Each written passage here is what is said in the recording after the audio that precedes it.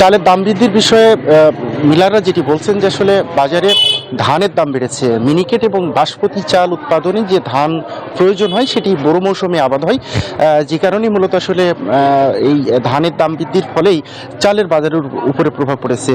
নাফিজা, আপনি জানেন দেশের অন্যতম বৃহৎ চালের মোকাম কুষ্টিয়ার খাজানগর। এই কুষ্টিয়ার খাজানগর কিন্তু সরু চালের সবচেয়ে বড় মোকাম দেশের মধ্যে। এই মোকামে কিন্তু আসলে চালের দাম বাড়লে এর প্রভাব পড়ে সারা দেশের চালের বাজারের উপরে। পাশাপাশি আমি একটু বলে রাখি যে এই মিনিকেট যে চাল সেটির ক্রেতা কিন্তু আসলে বাজারে বেশি, ফলে এই চালটির দাম বাড়ার কারণে পুরো চালের বাজারের উপরে কিন্তু আসলে প্রভাব পড়েছে। আমি খুচরা ব্যবসায়ীদের সাথে কথা বলেছি, তারা বলছেন যে গত সপ্তাহে মিলগেট থেকে যে দামে তারা এই চালগুলো ক্রয় করতেন সেই দাম থেকে কিন্তু সব মিনিকেট চালে 2 থেকে 3 টাকা এবং প্রতি কেজিতে 2 টাকা দাম বেড়েছে, যে কারণে তাদেরকেও আসলে খুচরা বাজারে বেশি দামে এই চালগুলো বিক্রি করতে হচ্ছে।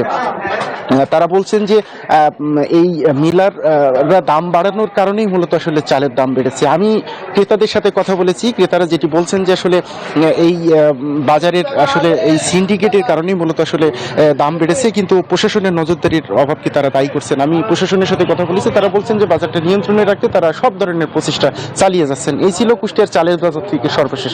নাফিজা। লালন, ধন্যবাদ আপনাকে আমাদের সঙ্গে যুক্ত হবার জন্য।